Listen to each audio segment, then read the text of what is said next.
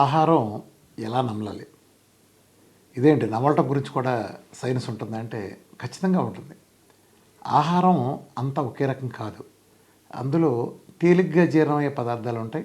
లేకపోతే కొంచెం కఠినంగా అంటే ఇప్పుడు మటన్ లాంటివి కానీ అలాంటివి నాకు కొంచెం హార్డ్ తీసుకున్నప్పుడు సమయం ఎక్కువ తీసుకుంటాయి.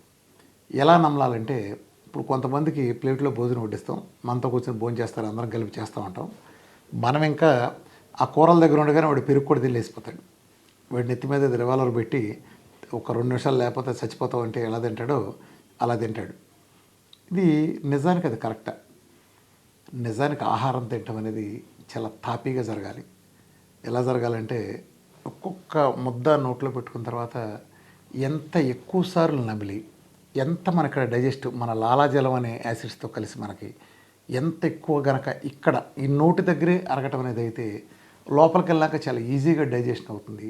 కాబట్టి ఏదైనా ముద్ద నోట్లో పెట్టుకున్నప్పుడు వీలైనన్ని ఎక్కువ సార్లు ఇప్పుడు మా తాతగారు సూరపనేని వీర్రాఘవ గారు 103 సంవత్సరాలు బతికారు. ఏనాడు హాస్పిటల్ మొహం చూడలేదు. వీళ్ళంతా చెప్పేవాడు, వీళ్ళే కాదు మా పెద్దాళ్ళు ఇంకా చాలా పాత 100 సంవత్సరాలు 95 సంవత్సరాలు ఉన్న పెద్దాళ్ళందరూ చెప్పే రహస్యం ఏంటంటే మీరు కనుక్కోండి మన పెద్దాళ్ళ తాతల నాళ్ళని ఇప్పటికీ పల్లెటూళ్ళు ఉంటారు. మీరు వాళ్ళు అడగని చెప్తారు, హర్రీగా వాళ్ళు తినరు.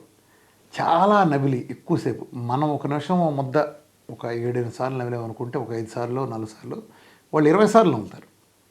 సో వీళ్ళు ఎంత నవిలితే అప్పుడు వచ్చిన లాలాజలం అది ఉంటుంది కదా, అది కూడా కలుస్తుంది. అట్లానే ఇంకొక ఆహారంలో తినేటప్పుడు తీసుకోవాల్సిన జాగ్రత్త ఏంటంటే మీల్కి ఎప్పుడైతే గ్యాప్ ఇచ్చి మనం ఆకలి కంప్లీట్ పొట్టలో ఇంతకుముందు తిన్నదంతా అరిగిపోయి మన గ్రిలిన్ అనే హార్మోన్ రిలీజ్ చేసినప్పుడు నక్కనక్కలాడుతూ ఉంటుంది చూసారా, కడుపులో ఎలుకలు పెరిగితే అంటారు. ఆ ఎలుకలు పెరిగితే కరెక్ట్గా అన్నీ రెడీగా ఉంటాయి.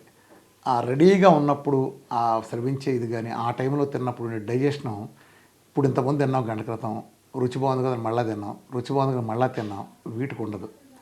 సో ఇది ఎప్పుడైతే ఆహారం ఎక్కడ యాసిడ్స్తో కలిసి అవుతుందో అది మళ్ళీ పేగుల్లోకి వెళ్ళిన తర్వాత మనకు వచ్చే బైల్ జ్యూస్ కానీ అట్లానే మన స్టమక్ యాసిడ్స్ అట్లానే ప్యాంక్రాస్ నుంచి వచ్చే ప్యాంక్రియాట్ జ్యూస్ బైల్ డక్ట్ ద్వారా కామన్ బైల్ డక్ట్ ద్వారా వచ్చేది ఇదంతా కలిసి ఈ ప్రాసెస్ ఎమల్సిఫికేషన్ అనేది చాలా సులభంగా మారుతుంది.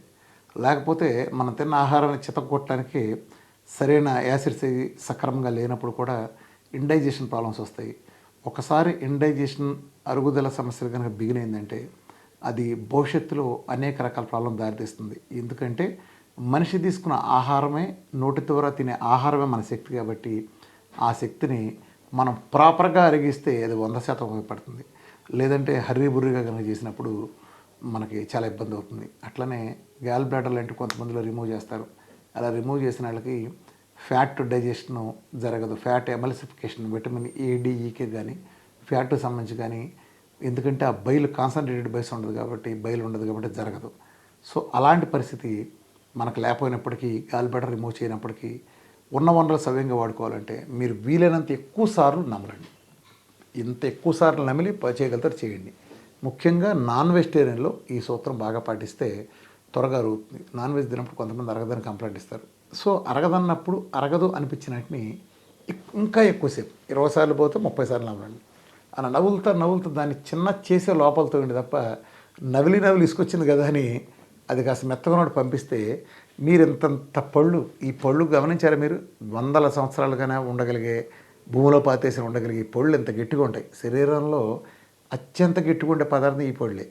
ఈ పళ్ళు నవిలితేనే మొక్కలు చేయలేంది లోపలికి వెళ్ళిన తర్వాత ఇబ్బంది పడుతుంది.